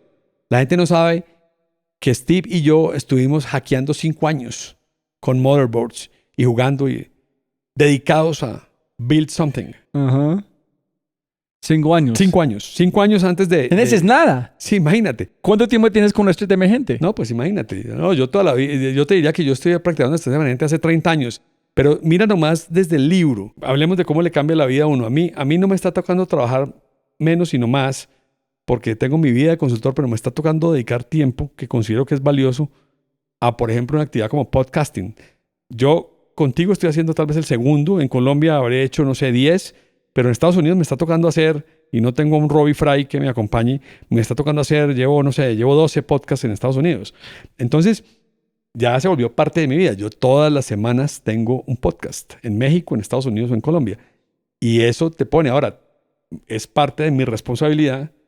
Me tocó a mí, soy yo sé que me toca a mí, yo sé que es parte de lo que emergentemente el mercado me está diciendo que haga. Y tengo que ser intenso y dedicarle tiempo. ¿Tú crees que tú puedes, mejor dicho, cuéntame esto, si tú vas a reescribir Estrategia Emergente en hacer solamente unos cambios o agregar cosas, ¿qué sería? Intensidad sería uno, ¿no? No hablas de intensidad en el libro. Sí. No, yo te diría una cosa. A ver, yo creo que lo que pasa es más bien como tú dijiste lo de Collins. Yo creo que hay lugar a escribir una segunda edición o una estrategia emergente 2.0 corporativo. Por ejemplo, en el libro en inglés puse 2 frameworks nuevos. Hay 2 frameworks nuevos en el libro en inglés. Uno sobre los arquetipos. hablamos de las posibles, haz de cuenta como así como hay diferentes clases de animales y no hay 1.000.000, pues hay, no sé, 10, 12 clases distintas de animales posibles. Hay como unos arquetipos estratégicos en todos los mercados que ayudan en el proceso de saber quién es uno para poder ganar. Eso es una idea vieja que tuve yo hace 30 años que finalmente redesarrollamos. Está en el libro en inglés. ¿Y por qué en inglés y por qué no? Porque, no sé, porque digamos después en nuestro consulting, en los últimos años, volvimos sobre ese modelo, lo depuramos y ya lo miramos con ojos de estrategia emergente y fue muy, muy interesante. Entonces, digamos, está ese arquetipo. Hay un segundo arquetipo del tema de cómo la estrategia emergente es un proceso, digamos, de alcanzar dos tipos de conocimiento que son distintos. Un conocimiento superior de lo que el mercado te está diciendo, que se consigue chocando y viéndolo emergentemente, y un nivel de conciencia sobre ti mismo, y son dos ejes distintos. Entonces, ese tema también digamos, ese contraste entre cómo es eso en la estrategia emergente versus la operación, también está. Habiendo dicho eso, yo creo que hay espacio para un libro 2.0. Yo, por ejemplo, creo que debería, tal vez lo más grande de la estrategia emergente a la que no le dediqué un capítulo específicamente es que debería haber un capítulo 0 que se llame Strategy is Conversation. ¿Cierto? Más explícito. Claro, más explícito. Está embebido. Pero de golpe ese sería uno importante. Creo que ya en el universo de la estrategia emergente, algo así como en el universo Marvel de las cosas, hay lugar a un libro digamos, de marcas y la estrategia emergente. Y tal vez el otro grande para caer en este tema de la intensidad y esto, yo creo que da para un libro que se llama Estrategia Emergente para la Vida. Ya no enfocado y pensado desde mi origen en el mundo corporativo organizacional, sino estrategia emergente para la vida, principios de estrategia emergente en la vida. Ese está ahí. Hay mucha gente que me dice, oye, ¿usted por qué no escribe los pitfalls, los do nots? ¿Por qué no hace una cosa? ¿Por qué no coge su historia y dice, bueno, estos son los sitios donde uno se equivoca? Hay varias cosas, pues no sé si la vida para escribir. Debes escribir una cada semana. Sí, hay que bloguear y tratar de volver eso un libro. Debes. Lo que pasa es que ando obsesivo y digamos avanzado, aunque no estoy lejos de terminar. Estoy escribiendo un libro sobre Colombia, te conté. Sí. Digamos, los dos amores de la vida mía, más allá de mi familia, han sido pues la estrategia, creo que no queda duda de eso, y Colombia. Entonces, yo creo que Colombia es un país que necesita una estrategia emergente, porque necesitan un montón de cosas. Evidentemente, pero lo más evidente que tiene es, yo siempre he dicho, lo más importante es que Colombia sea ganador. Entonces, porque a veces los debates son acerca de todo menos de eso. Entonces yo creo que la cosa, pues está también en ese estoy avanzado y tengo unas ideas interesantes. ¿Y cuándo vamos a ver este libro? Hombre, yo te digo así, si no lo vemos el año entrante ya no lo vemos, o sea. ¿En serio? Sí. No, totalmente. Eso no es un proceso de 6 años, 5 años. Es ya. No. Si esto no va a ser Now or never. Si esto no va a ser en busca del tiempo perdido de Marcel Proust, no. Si no lo escribo si no lo termino el año entrante, pues no, ya es 12 años. Lo boté y listo. Sí. Muy bien. Y tienes un podcast también, ¿no? Sí, pero sin disciplina, ¿no? Tú sabes que ahí sí es el problema de la disciplina. ¿En qué cuéntanos los invitados que has tenido? Pues, hombre, a ver, los invitados que he tenido, estuve por ahí con Alejandro Gaviria, estuve con Juan Carlos Echeverry. ¿Quién es Juan Carlos Echeverry? Juan Carlos Echeverry, que es un tipo muy importante, muy inteligente, fue director de planeación en el gobierno de Pastrana, ministro de Hacienda en el gobierno de Santos, presidente de Ecopetrol. Es un tipo muy importante. Él fue en Atemporal con Andrés también, ¿no? También estuvo, sí. Juan Carlos Echeverry, un tipo además es un polymath. ¿En serio? Es un tipo que sabe mucho, ¿no? ¿Cierto? Entonces Echeverry es un tipo que ha pensado sobre el país. Bueno, entonces Gaviria estuvo por allí cuando leí. En ambos llegaron a mi podcast por el libro que escribieron, La explosión controlada de Gaviria y Salvar Ecopetrol de Echeverry. Estuve con Salvador Alba, un tipo muy importante porque es un hombre que tuvo una carrera muy exitosa como presidente de PepsiCo Latinoamérica y como rector del TEC de Monterrey en su gran transformación. Estuvimos en un podcast con Jorge Londoño y con Jaime Villegas, que fueron el presidente, y realmente era muy interesante porque Jaime aparecía en la tarjeta como el financiero, pues yo creo que era el tipo que presidía el proceso de estrategia en Bancolombia. Y pues un poco sobre las reflexiones, yo tengo la teoría de la estrategia emergente predice que el Bancolombia de hoy es un resultado emergente del que se construyó a partir de la compra. Y ellos cuentan muy bien y es un bonito caso de cómo mucho de lo que planeaban no les salió, por lo que les salió muy interesante, porque Bancolombia es... Entonces fue interesante, ese ha sido el más visto.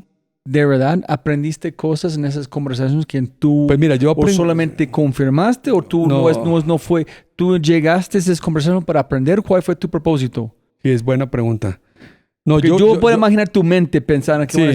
no es... yo aprendí que yo no soy un buen entrevistador y que no es mi tipo de... Es distinto la conversación. Entrevistar no solamente fue una conversación.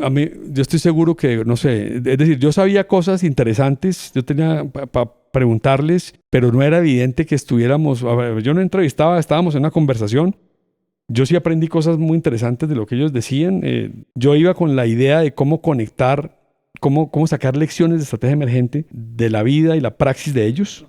Ese era, digamos, mi verdadero. Por ejemplo, con Alejandro Gaviria sacamos unas ideas, me enseñó muchas cosas de cómo la tecnocracia colombiana se fue formando emergentemente y se fue formando a partir de los 60s. Fue una cosa que yo nunca había escuchado. A partir de un plan fallido, porque el plan original era hacer un plan Marshall en Colombia, se llamó la Alianza para el Progreso, lo hizo Kennedy. Y cuando mataron a Kennedy, llegaron Nixon y todos estos muchachos allá, borraron todo eso, pero quedó sembrado. Los gringos habían dicho, si los vamos a ayudar, tienen que volverse más técnicos. Entonces empezaron a producir una tecnocracia. Cuando mataron la Alianza para el Progreso, se acabó la plata, pero quedó la tecnocracia y fueron los embriones de la tecnocracia colombiana que ha sido tan importante para Colombia.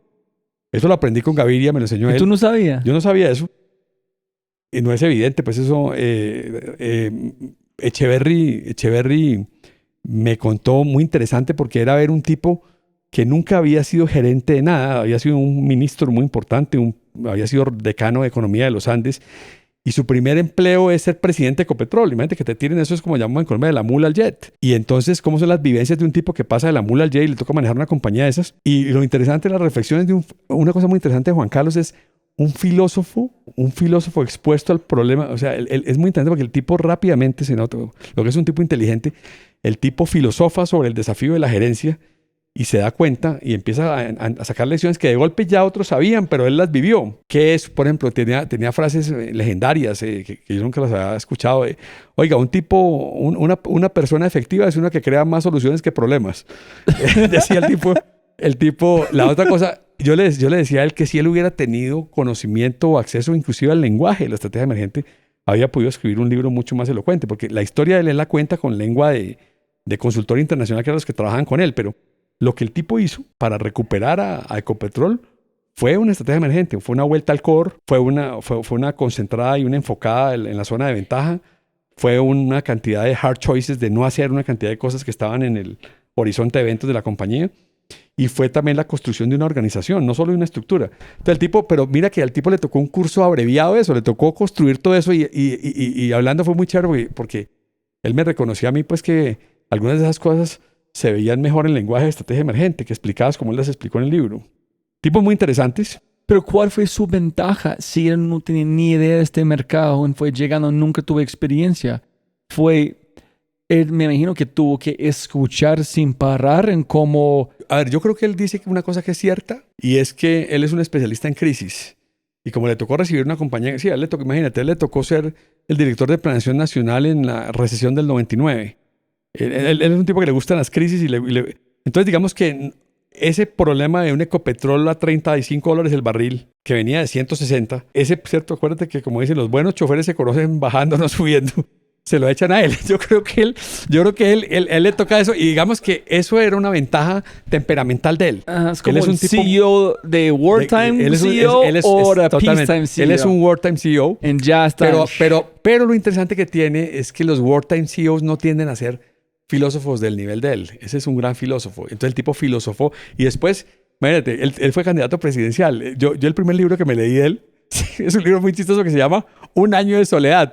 Y es cómo se lanzó a la presidencia y no pasó nada. Pero cuando tú miras las reflexiones de él en una campaña presidencial, las reflexiones de él como presidente de Ecopetrol, yo te diría que es el diario de un filósofo. Y es interesante porque es un economista filósofo. Sabes que los economistas, macroeconomistas, técnicos a veces pierden capacidad filosófica. Entonces tiene capacidad de sorprenderse, concluye, saca sus propias... A mí me pareció un tipo muy interesante. Te digo, me parece que hay tipos, pues... Es decir, ¿Conociste a él antes? No, yo no lo conocía. Nos conocimos... Mira, fue Nicolás Pinzón. que trabajaba en Breakthrough. Tú sabes que el podcast de ellos, pues ellos se abrieron porque Nicolás se vino a trabajar con nosotros. Y entonces Nicolás lo contactó. Nicolás, como buen muchacho pues de los Andes, gusta mucho de todos estos profesores famosos como Echeverry o Gaviria. Y él fue el que consiguió ambos. Bueno, no, en el de Gaviria yo soy amigo de los Gaviria. Y entonces él me consiguió y ahí nos conocimos. Y es más, fue muy chistoso. Imagínate, hicimos un podcast que quedó, creo que el podcast más interesante quedó mal grabado. Nos tocó repetirlo. Y después me decía Nicolás, hombre, hubo unas cosas del primer podcast más interesantes con Echeverry. ¿Por qué tuviste que repetir? Porque nos quedó mal grabado por ¿cómo se llama este software que usamos?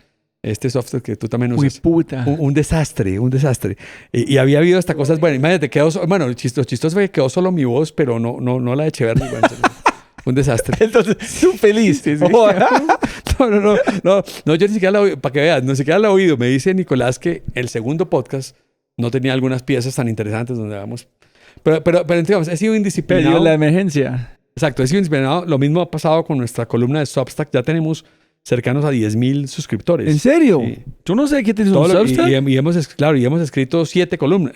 Y oye, ven, y lo interesante es la gente. Por ejemplo, ayer me dijo un asistente a este bootcamp al que me invitaron de Colsubsidio, que un tipo gringo colombiano me dijo, el que más me ha gustado es el de Avianca. Lo bueno es que cuando tú dices, cuando la gente te dice el que más me gustó y son distintos.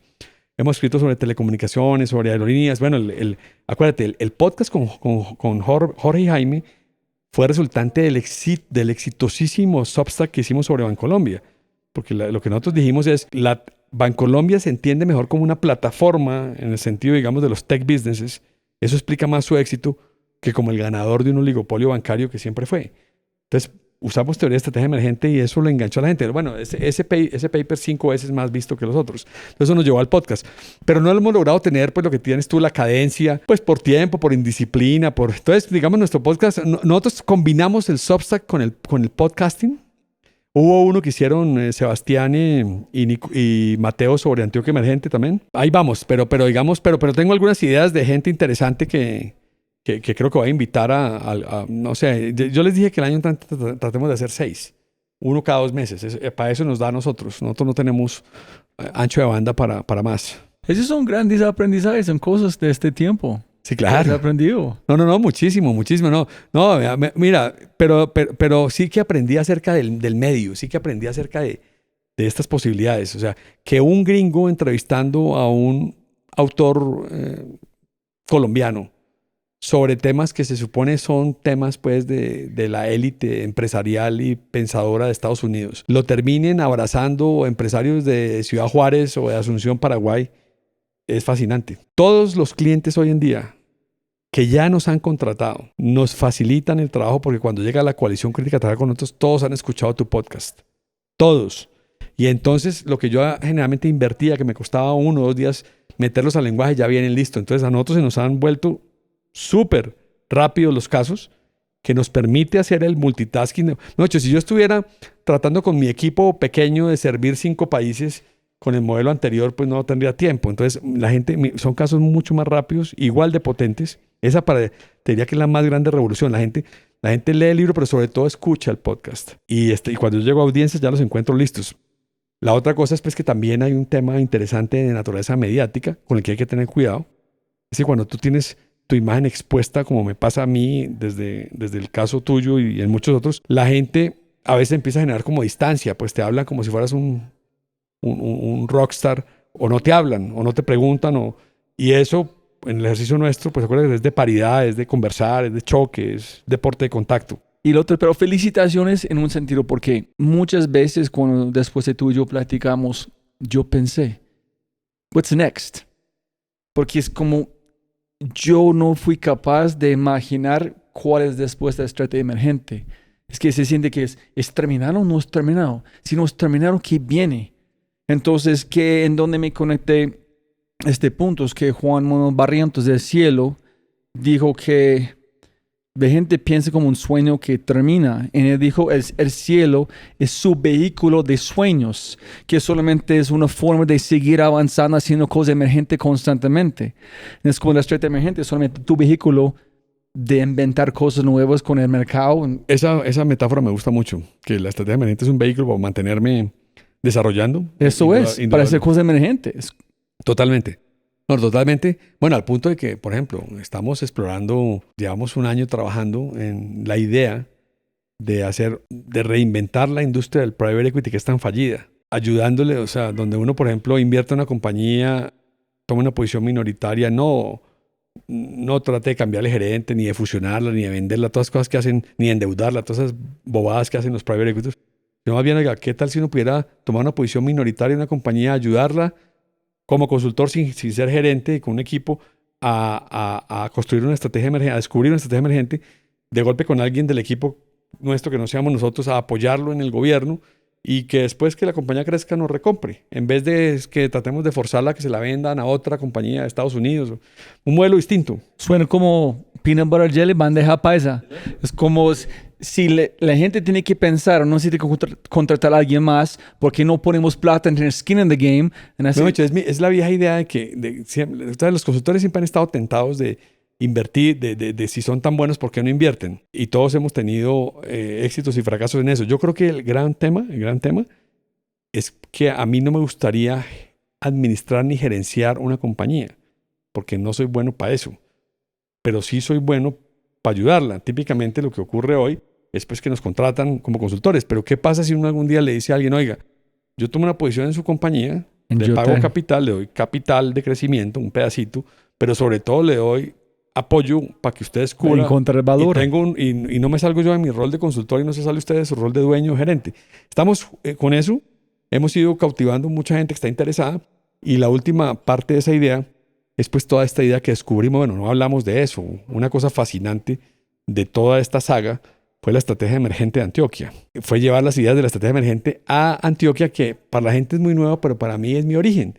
El primer trabajo de estrategia que hice yo en Colombia fue el informe Monitor de Medellín. Entonces, para mí fue volver sobre mis pasos. Yo digo que la estrategia emergente de Antioquia es el informe Monitor de Medellín en esteroides, hecho en otro mundo, en otro país mucho más rico, con muchas más posibilidades, acompañados por un consultor que tenía 30 años de experiencia, había entendido ya que todo eso era emergente. Entonces fue fascinante. Y parte de lo que descubrimos en la estrategia emergente de Antioquia es que el futuro de Antioquia, contrario a lo que decían los anteriores analistas, no es reindustrializarse. El futuro de Antioquia está en conectarse, digamos, al mundo del talento, el arte, el turismo, intercambiar con el mundo gente, pues los Roy Fries, es decir, conectarse al mundo a través de talento. Y por el otro lado, en el mundo industrial es competir en lo que descubrimos que es el long tail, es decir, es en ser grande en pequeños mercados en Norteamérica, en la era americana, y cada vez hay más evidencia de que acertamos en eso. Y entonces imagínate que uno, además de lo que te describí, invierte en compañías que tienen ese potencial, con esa tesis de inversión. Entonces estamos en eso, es fascinante porque todo se junta, ¿no? O sea, el libro, la estrategia emergente, nuestra praxis consultora, Antioquia Emergente, y ahora una idea de asset management, todo conectado, así como dice Barrientos, en el mismo universo Marvel. ¿Enlace tu papá? Exactamente, completamente. Tu familia hasta miles de años. Totalmente. Acuérdate del tema de ganar es ser distinto, hay que mantenerse distinto. El proceso de ser distinto y mantenerse distinto implica hard choice e implica siempre caminar el camino menos recorrido. Y para todo eso además tienes que pensar distinto. Yo creo que lo más importante es que uno en esta era de overflow de información y conocimiento tenga el tiempo de pensar uno y pensar distinto. Esa para mí es la síntesis de todo. Siempre puedes ganar más plata, no más tiempo. Gracias, hermano, por su tiempo. Robbie, un placer como siempre, hombre. Este episodio 300 es también una gran celebración para ti. Yo vivo muy contento de que Colombia tenga a Robbie Fry, pues Latinoamérica, pero Colombia como su home base. Ha sido fascinante lo que has hecho. Yo creo que nos has dado un ejemplo de cómo se construye valor en una sociedad. Mi padre siempre decía que el secreto de un país era la inmigración. Decía que una de las grandes tragedias de Colombia era que no teníamos suficiente inmigración. Y pues tú eres una prueba de ese tenet de mi papá. Eso. Gracias, papá. Un abrazo. Cuídate. Chao. Siempre puedes ganar más plata, pero no más tiempo. Así, si tienes un momento, por favor, suscríbete y deja una reseña en Spotify. Échale un vistazo. Dale like y suscríbete en YouTube. Y como siempre, si te gusta el podcast, déjale un hermoso mensaje para los invitados. Con ese dicho, nos vemos en el próximo episodio. Chau.